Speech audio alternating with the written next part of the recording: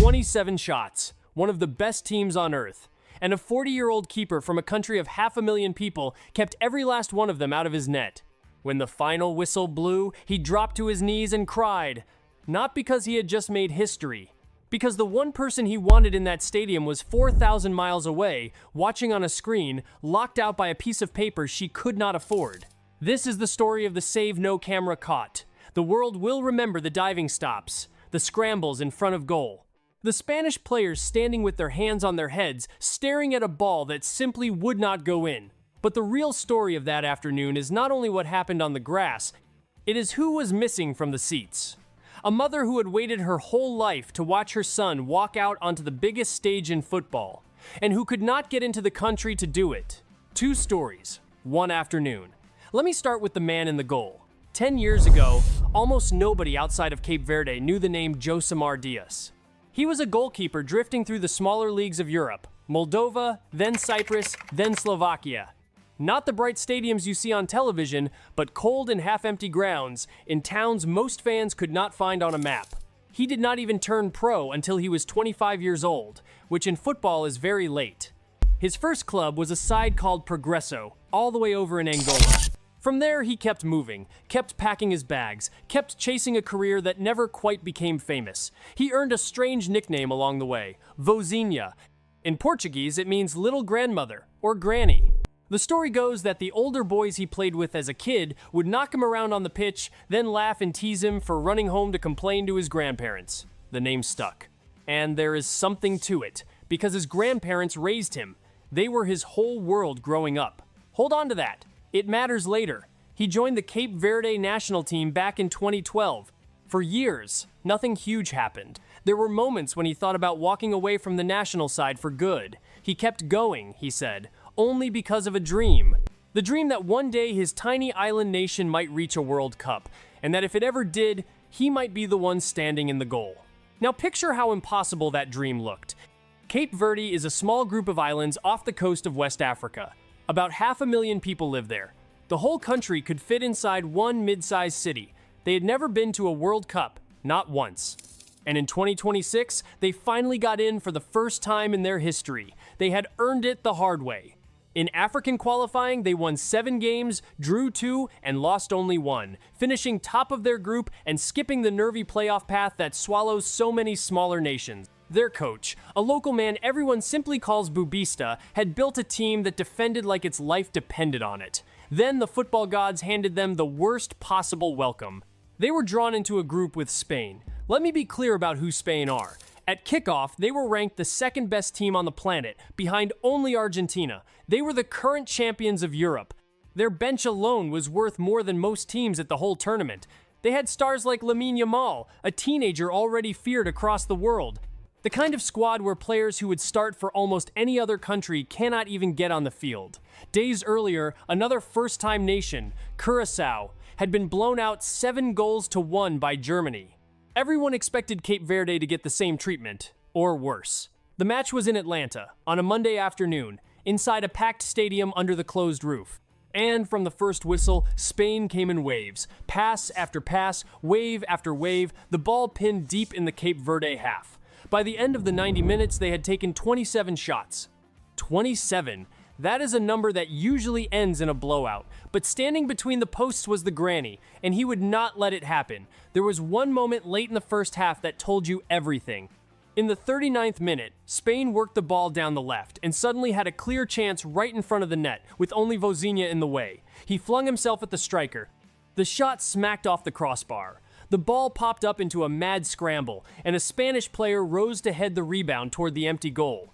Vozinha somehow got up, leapt again, and shoved it away. The play was waved off in the end for an offside flag, but it did not matter. The message was sent. This man was not going down quietly. Spain kept coming. They sent on Lamine Yamal in the second half, a teenager still easing back from an injury, to try to break the lock. Nothing worked. Every cross, every shot, every loose ball seemed to find the keeper's gloves or his body or his feet. By the end of the day, he had made 7 saves, 6 of them from inside the box, the close-range ones that should be goals. He even finished with 68 touches of the ball, the most of anyone on his team, which for a goalkeeper is almost unheard of. He was not just defending. From the back, he was running the whole game. When the whistle finally went, the score was 0-0. A clean sheet against one of the greatest teams in the world in his very first game by a man playing in the Portuguese second division for a club called Chaves. He was named Player of the Match, and the record books opened up. At 40 years and 12 days old, Vozinha became the oldest player ever to play in his country's very first World Cup game. Cape Verde became only the 7th team in the entire history of the World Cup to avoid a loss in their opening match. A nation that had never been there before walked off with a point against the team almost everyone picked to win the whole thing. To his teammates, none of this was a fluke. They like to tease him about his age and training, but they also lean on him as their leader. One of his defenders, Steven Moreira, called him a big legend who had played a crazy game. Another, Pico Lopes, who was actually born in Ireland, said Vozinha lives and breathes Cape Verde, that he is the strict one in the dressing room, always on the others to show up on time and to push harder. The granny, it turns out, runs the whole back line. Now back to that final whistle, because this is where the highlight reel ends and the real story begins. Vozinha did not celebrate the way you might expect. He sank down near his goal, hunched over, and he wept. His teammates ran to wrap their arms around him. And later, when reporters asked him about it, he told them what those tears were really about. He cried, he said, because the grandparents who raised him, the ones who gave him that nickname, were not there to see it. They had passed away a few years earlier. They had been everything to him, and they had missed the single greatest day of his life by just a little too long. And then he said the other thing. The thing that turned a sports story into a story the whole world would talk about. His mother was not there either. Not because she did not want to be, because of a visa. Because of the money they would have had to pay for it. Her name is Ana Candida Evora. She is 59 years old. She works as a house cleaner back home on the island of São Vicente. And here is the wall that stood between her and her son's biggest moment. Cape Verde is one of the countries whose travelers were being asked to pay a visa bond to enter the United States, a payment that could go as high as $5,000, $10,000, even $15,000. It was part of a newer rule aimed at countries where many people stay longer than their visa allows. For a house cleaner from a small island, that kind of money is simply not real. The door was shut before she ever reached it. She was not alone in this. Critics had warned for months that these bonds would price everyday fans and families out of the tournament, the very people who give a World Cup its color. The rule had even been paused for some ticket holders from a handful of the nations playing in it, but many families said the change came too late to help them plan or save in time. For a house cleaner an ocean away, the path had closed long before kickoff. If a 40-year-old shutting out Spain is the kind of story you came here for, take a second to subscribe. I cover the biggest moments of this World Cup every few days, and this run is far from over. Now here is the part that hurts the most. The day before the match, Ana went on national television in Cape Verde and made a promise to the whole country. She said that not a single ball would get past her son. The next afternoon, against one of the most dangerous teams on earth, not a single ball did. She called it, and she was not allowed into the building to watch it come true. There is one twist worth being honest about. The State Department later said it had no record of Ana ever applying for a visa, and pointed out that the family members of World Cup players are supposed to have that bond dropped in the first place. One person close to the family said she did not even have a working passport yet. So the paperwork tells one story, and the heartbroken keeper told another. But strip all of that away and you are left with the same simple fact. On the one day that mattered most, the seat where his mother should have been sitting was empty. The world noticed. Oh, it noticed. Before that game, Vozinha had around 50,000 followers on Instagram. Within hours of the final whistle, that number exploded past 1 million, then 2, then several million, climbing so fast he could barely post about it before the count was out of date. A Brazilian announcer even egged the crowd on, half joking that the whole world should go and follow him. The whole world listened. A 40-year-old from the second division had become an overnight global star. Back home, a nation of 500,000 people poured into the streets.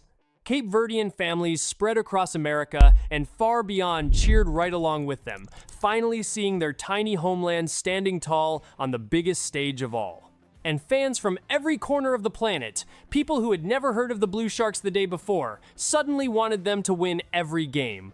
But the followers were not the story, the empty seat was, and that is where this turns. When Vozinha's tearful words spread, they reached people with the power to do something. In the United States, the House Democratic leader, Hakeem Jeffries, spoke straight to the Secretary of State, Marco Rubio, and asked his department to do everything it could. As he put it, no mother should miss the chance to see her child make history. The Cape Verdean government got involved, FIFA got involved. And the machine that had kept Ana out suddenly moved very, very quickly. The fees were dropped, the paperwork went through, and on June 17th, just days after that match, Ana Candida Evora was given her visa to travel to America. By then, everyday fans had already started raising money to help pay for her trip, and someone at the State Department said travel was now full steam ahead for the game.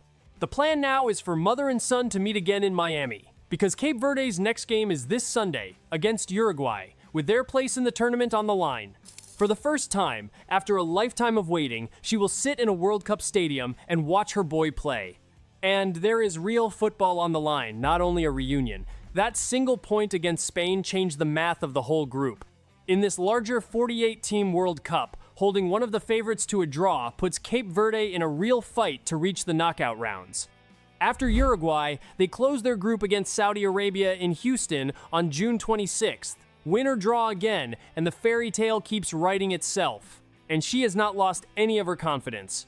Speaking from home before it was all sorted, she said it simply. She said no ball would get into his goal, and that is exactly what happened.